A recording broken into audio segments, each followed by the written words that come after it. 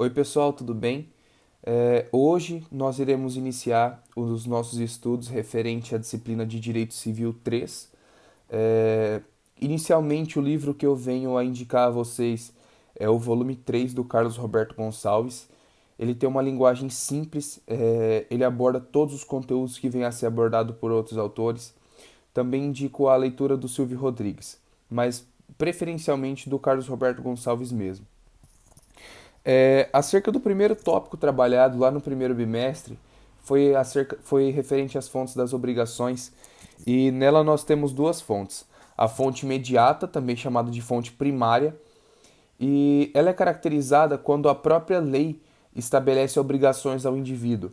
Por exemplo, quando a lei estabelece que o pai deve fornecer ao mínimo o caráter de subsistência aos seus filhos, prestando-lhe alimentos, dentre outras coisas. Assim, nessa situação, nós tratamos de uma norma imperativa, onde estabelece um dever aos pais.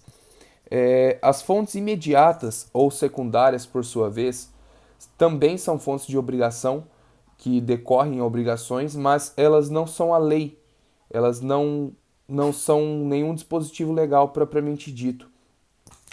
Nós subdividimos ali em três caráteres. O primeiro vem a ser os atos ilícitos, que é quando deve-se comprovar o dolo ou culpa daquele que gerou dano. Nós já vimos lá no direito administrativo a teoria a evolução histórica acerca das teorias referentes à responsabilidade do Estado, e dá para a gente fazer uma analogia para entender um pouquinho aqui. No âmbito do direito civil, para que alguma pessoa seja responsabilizada, por exemplo, numa situação de trânsito, exige dela uma conduta, seja ação ou omissão, exige ainda a existência de um dano, e acerca dessa conduta e desse dano deve existir uma relação, e essa relação é chamada de nexo de causalidade. Quando a gente vai atribuir essa conduta a alguém, nós temos de analisar se ela agiu com culpa ou dolo. E é nesse momento que o ato ilícito se enquadra. Só existe um ato ilícito quando aquele dano gerador ocorreu por culpa ou por dolo da pessoa, gerando, portanto, um dano à outra, que seria a vítima. É, Ainda existem as declarações unilaterais de vontade, que vem a ser o segundo tópico dentro das fontes imediatas ou secundárias. As declarações unilaterais de vontade é quando uma única pessoa declara sua vontade trazendo um benefício a outrem, por exemplo, na promessa de recompensa. Quando eu perco um cachorro e posto no Facebook que aquele que achar o cachorro terá uma recompensa de R$ 500, eu estou fazendo uma promessa de recompensa àquele que achar o meu cachorro. É uma declaração unilateral de vontade. Mas o que nós estudaremos aqui de forma específica vem a ser os contratos, que é a terceira forma dentro das fontes imediatas ou secundárias. Alguns contratos eles decorrem da própria lei, mas eles não são fontes primárias, porque não é simplesmente a lei que lhes estabelece. A partir de um contrato, a lei vem a regulamentar. Não é inicialmente a lei que regulamenta. Inicialmente precisa de ter o contrato. Contrato, portanto, de acordo com a definição trazida pelo próprio Carlos Roberto Gonçalves, é o acordo de duas ou mais vontades, com o propósito de criar, modificar, transferir ou extinguir obrigações. Por esse motivo, nós já percebemos que é impossível que exista um contrato com uma única pessoa. Esse contrato pode trazer trabalho a apenas uma e benefício a apenas uma, mas exige no mínimo duas pessoas em polos distintos, uma pessoa na característica de contratante e a outra pessoa na característica de contratado. Portanto, via de regra, nos contratos nós temos essas duas figuras.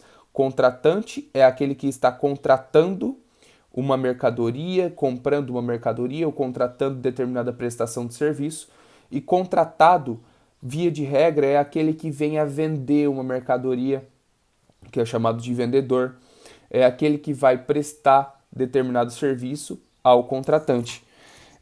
Existem alguns requisitos de validade que estão dispostos lá no artigo 104 do Código Civil. Percebam que existe diferença entre requisitos de validade, de existência e de eficácia.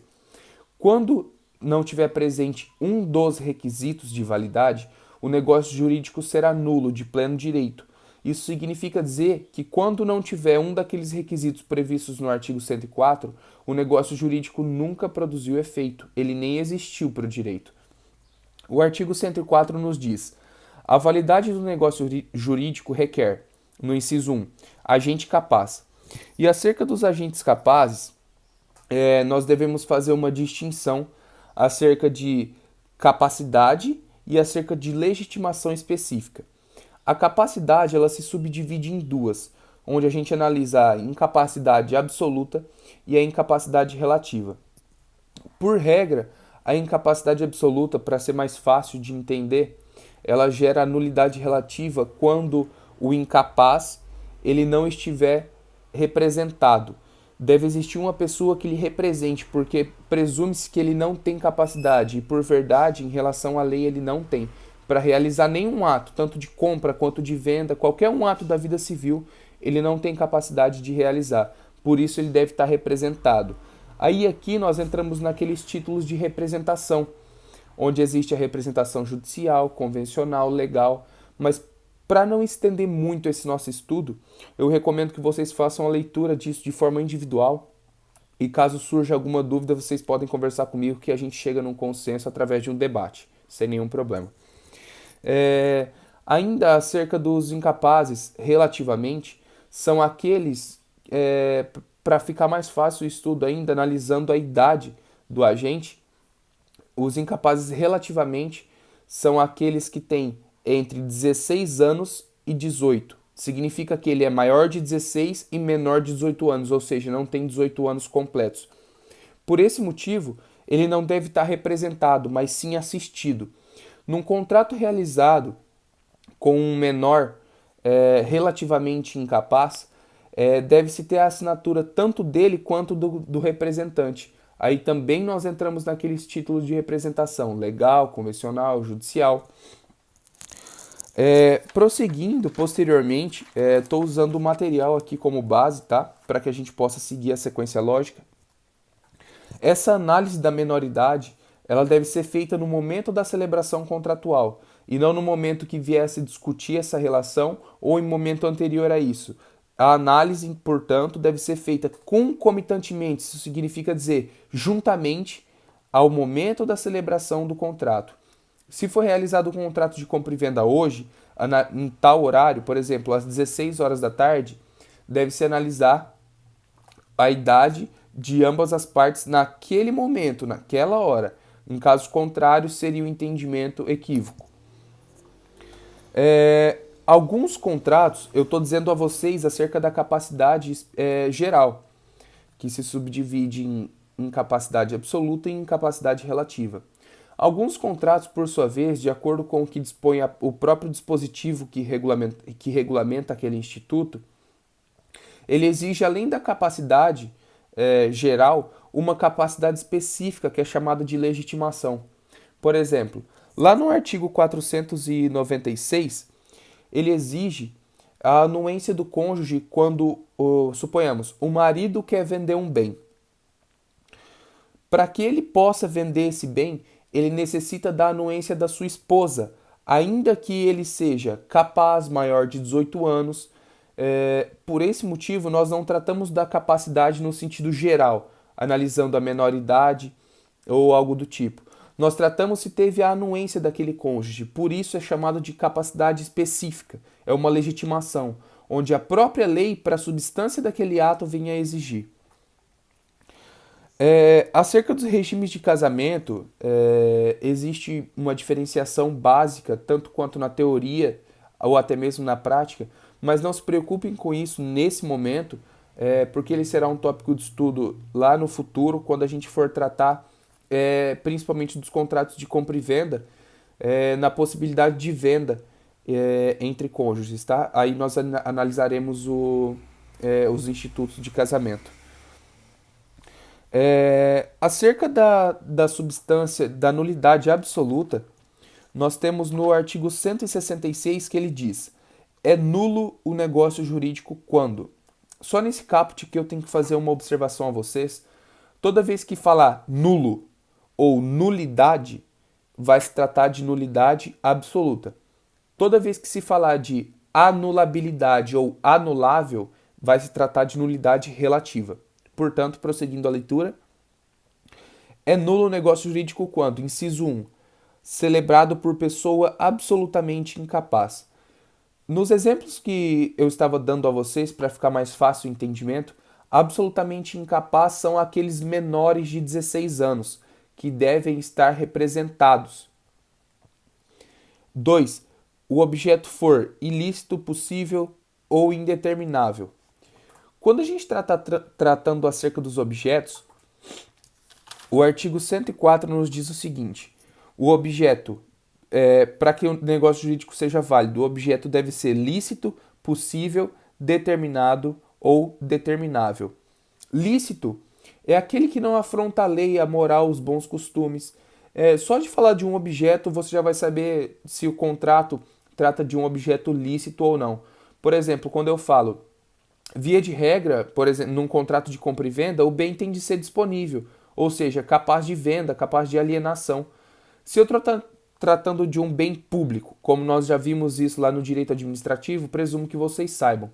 Se eu estou tratando de um bem público, ele é inalienável. Se o contrato trata de um bem jurídico, de um bem público, perdão, obviamente que ele trata de um objeto ilícito. Por esse motivo, o contrato tem de ser nulo, porque ele fere diretamente o objeto. Quando a gente está tratando da possibilidade desse objeto, a gente analisa tanto as circunstâncias físicas quanto jurídicas desse objeto.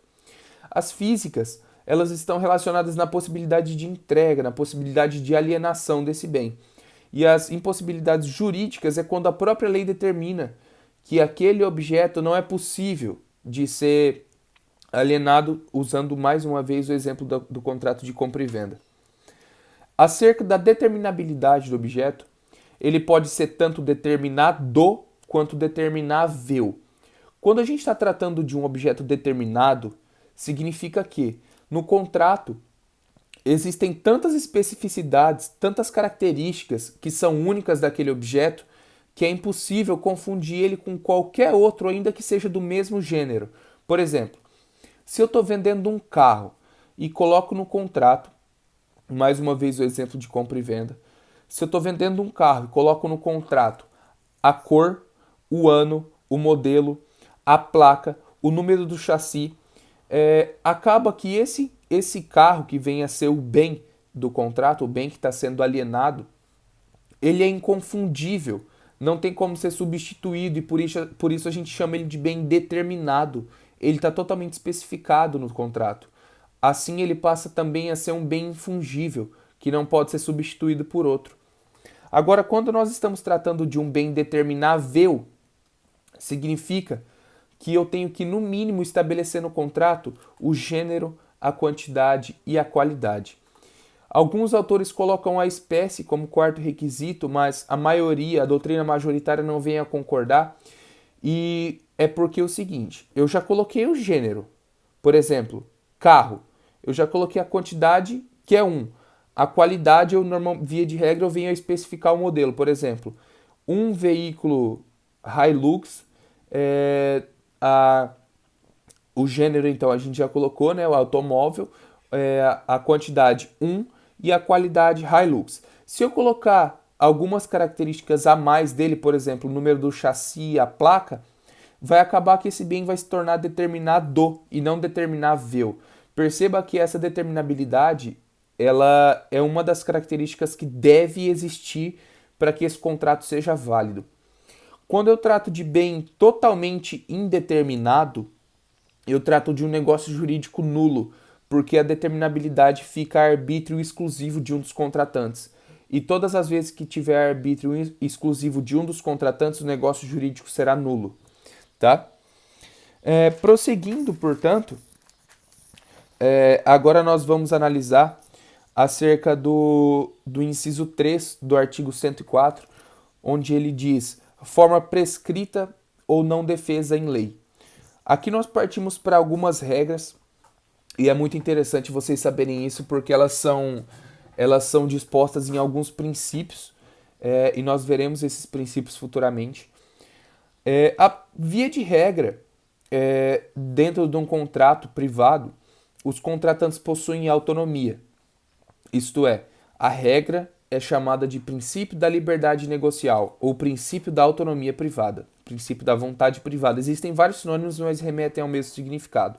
A regra é que os contratantes livremente podem pactuar com quem será celebrado o contrato, o conteúdo desse contrato, o objeto desse contrato, as cláusulas contratuais, enfim, tudo. Tudo eles podem pactuar de acordo com a vontade deles, desde que essa vontade seja expressa, desde que essa vontade, ainda algumas vezes ela pode ser tácita ou, ou ainda reflexa, mas que essa vontade exista e essa manifestação de vontade seja livre e consciente, sem nenhum dos vícios, por exemplo, por simulação, onde o contrato venha a ser nulo, ou sem nenhum dos vícios previstos lá no artigo 171, inciso 1 do Código Civil, sendo erro, dolo, coação, estado de perigo, lesão. Portanto, no inciso 3 do artigo 104, a regra é a liberdade negocial, sendo o princípio da autonomia da vontade privada. Contudo, também chamada de consensualismo, né? O consenso é o acordo entre duas vontades. Portanto, a regra é o consensualismo. Ele está consubstanciado lá no artigo 107, que nos diz explicitamente: a validade da declaração de vontade não dependerá de forma especial, senão quando a lei expressamente exigir. Ou seja, a regra é o consensualismo. A exceção é quando a lei exigir alguma forma, alguma característica que seja substancial para aquele ato. Esse consensualismo ele também é chamado de não solene por alguns doutrinadores. E como explicado a vocês já, ele vem a ser a regra. Por sua vez, nós tratamos ainda acerca do formalismo, que também está dentro, dessa forma prescrita ou não defesa em lei. O formalismo ele pode ser solene ou contratual. Como nós estávamos no artigo 107, para ficar mais fácil, eu vou usar o artigo 108, que é logo em seguida a ele, e no meu VAD está na mesma página, inclusive. O artigo 108 nos diz: não dispondo a lei em contrário, a escritura pública é essencial à validade dos negócios jurídicos que visem a constituição, transferência, modificação ou renúncia de direitos reais sobre imóveis de valor superior a 30 vezes o salário mínimo vigente no país. Ou seja, quando a gente tratar de um contrato de compra e venda de um bem imóvel que tenha valor superior a 30 salários mínimos, necessariamente terá de ser feito por escritura pública. E via de regra, o contrato de compra e venda é formado pelo consensualismo, ele é liberdade negocial. Aqui nós temos uma exceção, e essa exceção é chamada de formalismo solene, de formalismo ou solenidade. É quando a própria lei exige para a substância daquele ato uma validade. Por conseguinte, no artigo 109, diz: no negócio jurídico celebrado com cláusula de não valer sem instrumento público, este é da substância do ato. O artigo 109 ele traz outra forma de formalismo, mas não mais é o solene, não é aquele previsto na lei, é aquele previsto no contrato. Nós veremos futuramente que um dos princípios contratuais, um dos princípios da teoria geral dos contratos, que é o que nós estamos estudando, ele nos diz que o contrato, ele forma o acordo de vontades num contrato, ele vira lei entre as partes. É chamado, vem do latim pacta sunt servanda, mas nós veremos isso futuramente. É só para não ficar muito vago e dizer aqui para vocês que essa é a segunda forma de formalismo. É chamado de formalismo contratual. É quando as partes, por livre arbítrio, livre e espontânea vontade, estabelecem de acordo com a manifestação de vontade de ambas, após chegadas num consenso, portanto, é uma forma de consensualismo, mas aquilo vira lei entre as partes. Por esse motivo é chamado de formalismo, porque exige uma formalidade, mas ela não mais é solene, porque ela não vem da lei, ela vem do consenso das partes, do acordo entre elas. Portanto, formalismo contratual, ou formalismo consensual. Então existem aqui três formas. A primeira delas é o consensualismo, que é a liberdade prevista lá no artigo 107 do Código Civil.